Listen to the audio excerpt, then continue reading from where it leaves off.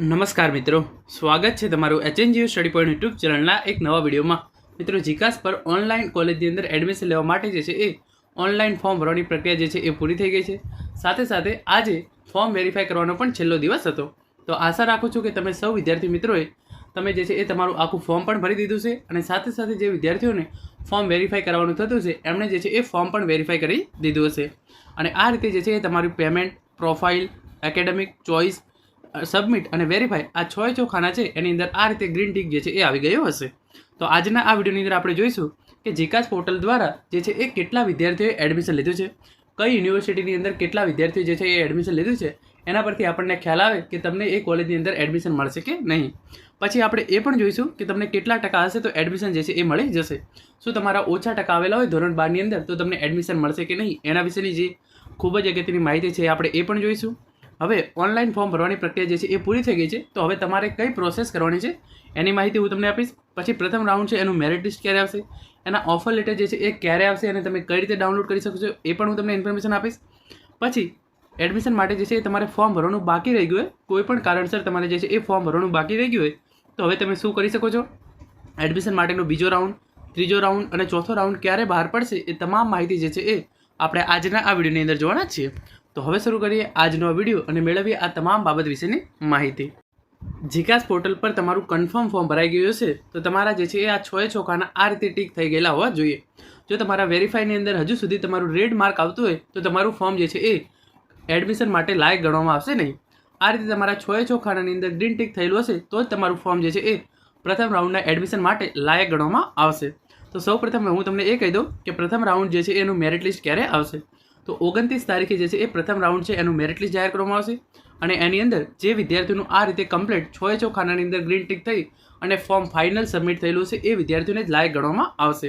અને એના માટેના જે ઓફર લેટર છે એ પણ તમારે જે છે એ અહીંયા જોઈ શકો છો એપ્લિકેશન ઓફર ઇન્ફોર્મેશન.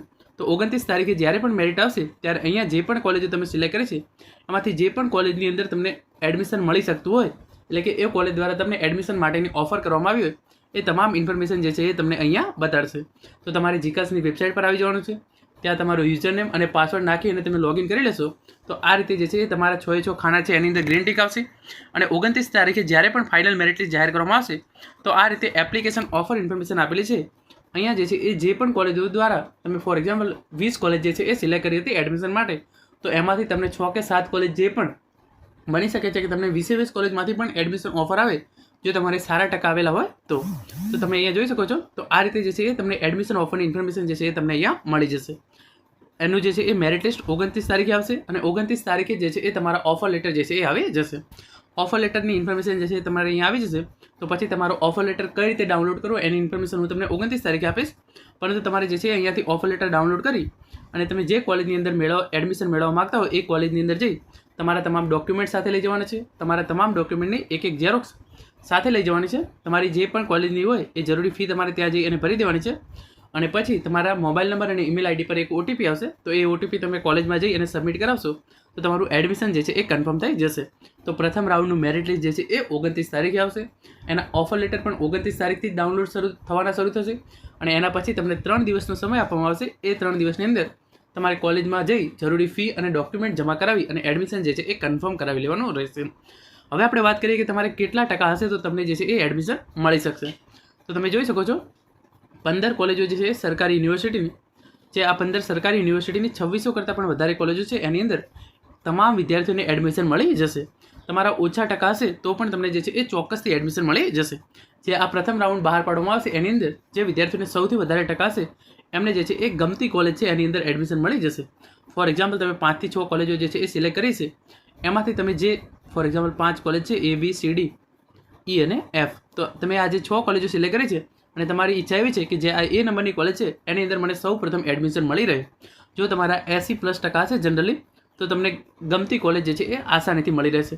પરંતુ ફોર એક્ઝામ્પલ તમારા 50 થી 60 ટકાની વચ્ચે આવેલા છે, આ થોડા કમ્પેરેટિવલી ઓછા ટકા કહી શકાય, તો તમને એવું બની શકે છે કે તમારે એક કોલેજ જોઈએ છે તો એ કોલેજની અંદર તમને એડમિશન ના મળે, પરંતુ B, C, D કે EF આમાંથી કોઈ એક કોલેજની અંદર તમને ચોક્કસ એડમિશન મળી જશે. માત્ર તમે ધોરણ 12 પાસ કરેલું હોવું જોઈએ, તમારે 35% આવેલા હશે તો પણ તમને કોઈને કોઈ કોલેજની અંદર ચોક્કસથી એડમિશન મળી જશે. તો તમારે એ બાબતે કોઈ પણ પ્રકારની ચિંતા કરવાની જરૂર નથી કે મારે ધોરણ 12ની અંદર ઓછા ટકા આવેલા છે તો મને એડમિશન મળશે કે નહીં. તમને ચોક્કસથી જે છે એ એડમિશન મળી જશે. હવે આપણે વાત કરીએ કે તમારું કોઈ પણ કારણોસર જે છે એ ફોર્મ ભરવાનું રહી ગયું હોય. જો તમારું કોઈ પણ કારણોસર ફોર્મ ભરવાનું રહી ગયું હોય તો એના માટે પણ તમારે કોઈ પણ પ્રકારની ચિંતા કરવાની જરૂર નથી. અત્યારે જે છે એ ફોર્મ ભરવાની છેલ્લી તારીખ 21 તારીખ હતી અને ફોર્મ વેરીફાઈ કરવાની છેલ્લી તારીખ 23 તારીખ હતી. પરંતુ ગુજરાત સરકાર દ્વારા વિદ્યાર્થીઓના હિતમાં ચોક્કસથી નિર્ણય લેવામાં આવશે અને તમારા માટે આ પોર્ટલ જે છે એ ફરીથી ચોક્કસથી ઓપન કરવામાં આવશે. હજુ પૂરક પરીક્ષા લેવાની બાકી છે તો એ વિદ્યાર્થીઓ માટે ઓલરેડી જે છે એ પોર્ટલ ઓપન કરવાનું જ છે. પરંતુ એના પહેલાં કોઈ પણ કારણસર જે વિદ્યાર્થીનું ફોર્મ ભરવાનું બાકી રહી ગયું છે એમના માટે આ પોર્ટલ જે છે એ ફરીથી ઓપન કરવામાં આવશે. જ્યારે પોર્ટલ ફરીથી ઓપન કરવામાં આવે ત્યારે તમારે જે છે એ ક્વિક રજિસ્ટ્રેશન કરાવી લેવાનું છે. ક્વિક રજિસ્ટ્રેશન કર્યા પછી તમારે 300 રૂપિયા ફી જે છે એ ભરી દેવાની છે. તમારી પ્રોફાઇલ ડિટેલ્સ નાખવાની છે. તમારી ધોરણ 10 અને ધોરણ 12ની જે છે એ એકેડેમિક ડિટેલ્સ નાખવાની છે. પછી તમારે કોલેજ ચોઈસ કરવાની છે.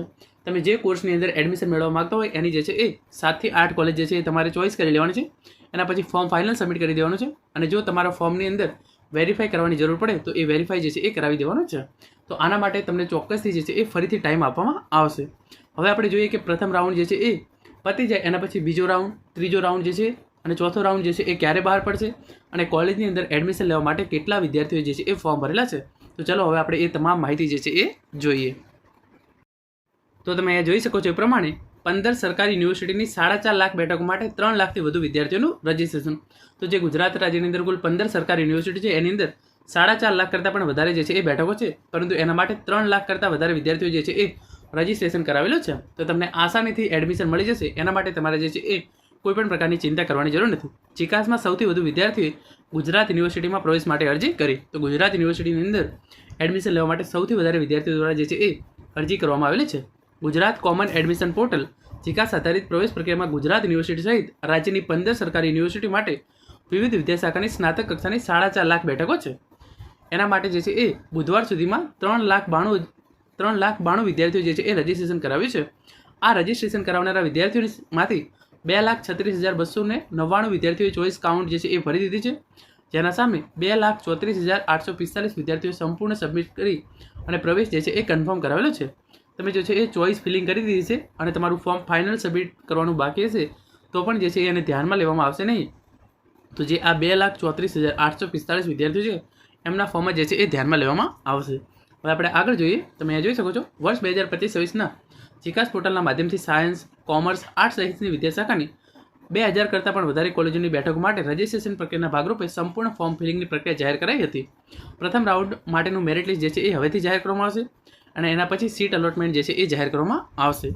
એની અંદર જે છે એ 3.5 લાખ જેટલા વિદ્યાર્થીઓ જે છે એ એડમિશન થયા હતા લાસ્ટ યર. અને પછી હવે આપણે આગળ વાત કરીએ કે કઈ યુનિવર્સિટીની અંદર કેટલા વિદ્યાર્થીઓ જે છે એ ફોર્મ ભરેલા છે. તો તમે જોઈ શકો છો ગુજરાત યુનિવર્સિટીની અંદર 61,712 વિદ્યાર્થીઓએ ફોર્મ ભર્યા છે. વીર નર્મદ સાઉથ ગુજરાત યુનિવર્સિટી છે એની અંદર 56,086 વિદ્યાર્થીઓ ફોર્મ ભર્યા છે. સૌરાષ્ટ્ર યુનિવર્સિટીની અંદર 38,012 વિદ્યાર્થીઓ. હેમચંદ્રાચાર્ય ઉત્તર ગુજરાત યુનિવર્સિટીની અંદર 31,168 વિદ્યાર્થીઓ. MS યુનિવર્સિટીની અંદર 21,887. સરદાર પટેલ યુનિવર્સિટીની અંદર 19,542. ગુરુ ગોવિંદ યુનિવર્સિટી ખાતે 15,736 વિદ્યાર્થીઓ. ભક્ત કવિ નરસિંહ મહેતા યુનિવર્સિટીની અંદર 13,970. મહારાજા કૃષ્ણકુમાર સિંહજી યુનિવર્સિટી ભાવનગર ખાતે 12,992. ગુજરાત ટેકનોલોજી યુનિવર્સિટી એટલે કે JTU ની અંદર 8,765. ક્રાંતિગુરુ શામજી કૃષ્ણ વર્મા યુનિવર્સિટીની અંદર 7,079. ઇન્ડિયન ઇન્સ્ટિટ્યૂટ ઓફ ટીચર એજ્યુકેશનની અંદર 1,098. શ્રી સોમનાથ સંસ્કૃત વેરાવળ યુનિવર્સિટીની અંદર 71 વિદ્યાર્થીઓ જે છે એ ફોર્મ ભરેલા છે. તો તમે આ જોઈ શકો છો તમામ યુનિવર્સિટીની અંદર ઘણી બધી બેઠકો જે છે એ ખાલી પડવાની છે. તો એના માટે તમામ વિદ્યાર્થીઓને જે છે એ ચોક્કસથી એડમિશન મળી જવાનું છે. એના માટે તમારે કોઈ પણ પ્રકારની ચિંતા કરવાની જરૂર નથી. જે પહેલો રાઉન્ડ જે છે એ 31 મે સુધી ચાલશે. 29 તારીખે તમારું જે છે એ ફાઇનલ મેરિટ લિસ્ટ આવશે પ્રથમ રાઉન્ડનું. એના ઓફર લેટર તમારે ડાઉનલોડ કરી લેવાના છે અને 31 તારીખ સુધીમાં તમારે જે છે એ કોલેજમાં જઈ અને જે છે એ એડમિશન મેળવી લેવાનું છે. પછી બીજો રાઉન્ડ જે છે એ તમારો તારીખ 3 થી 4 જૂન આ 2 દિવસ દરમિયાન ચાલશે. એટલે કે ત્રીજી તારીખે તમારું જે છે એ બીજા રાઉન્ડનું ફાઇનલ મેરિટ લિસ્ટ જાહેર કરવામાં આવશે અને તમારા માટે ત્રીજી જૂન અને 4મી જૂન આ 2 દિવસ આપવામાં આવશે. ત્યાં તમારે કોલેજમાં જઈ જરૂરી ડોક્યુમેન્ટ સબમિટ કરાવી અને એડમિશન જે છે એ મેળવી લેવાનું રહેશે. જે વિદ્યાર્થીનું પ્રથમ રાઉન્ડ અને બીજા રાઉન્ડની અંદર એડમિશન કન્ફર્મ થતું નથી એવા વિદ્યાર્થીઓ માટે પ્રવેશનો ત્રીજો રાઉન્ડ બહાર પાડવામાં આવશે જે 6 થી 9 જૂન દરમિયાન ચાલશે. એટલે કે 6 જૂને તમારું ત્રીજા રાઉન્ડનું ફાઇનલ મેરિટ લિસ્ટ જાહેર કરવામાં આવશે અને એના માટે તમારે 9 જૂન સુધીમાં એડમિશન જે છે એ મેળવી લેવાનું રહેશે. અને જે એડમિશન માટેનો ચોથો રાઉન્ડ છે એ 11 જૂનથી 12 જૂન દરમિયાન જે છે એ બહાર પાડવામાં આવશે. એટલે કે તમારું પ્રથમ રાઉન્ડ, બીજા રાઉન્ડ અને ત્રીજા રાઉન્ડની અંદર એડમિશન કન્ફર્મ થતું નથી તો તમે જે છે એ ચોથા રાઉન્ડની અંદર 11 જૂનથી 12 જૂન દરમિયાન જે છે એ એડમિશન મેળવી શકશો. તો આમ તમારા એડમિશન માટેના જે છે એ 4 રાઉન્ડ બહાર પાડવામાં આવશે. તો આશા રાખું છું આજના આ વિડીયોની અંદર મેં તમને જે પણ માહિતી આપી છે એ તમને ચોક્કસ ઉપયોગી થશે. સાથે સાથે તમારા મનમાં હજુ પણ આના સિવાય બીજો કોઈ પણ પ્રશ્ન રહી ગયો હોય તો તમે નીચે કોમેન્ટ કરીને જણાવી શકો છો. હું ચોક્કસ એનો જવાબ આપવાનો પ્રયત્ન કરીશ. અને આવી તમામ માહિતી સૌપ્રથમ મેળવવા માટે ટેલિગ્રામ ચેનલની લિંક છે એ નીચે ડિસ્ક્રિપ્શન બોક્સની અંદર અને પિન કોમેન્ટની અંદર આપવામાં આવી છે, એને જરૂરથી જોઈન કરી લેજો. Thank you so much for watching.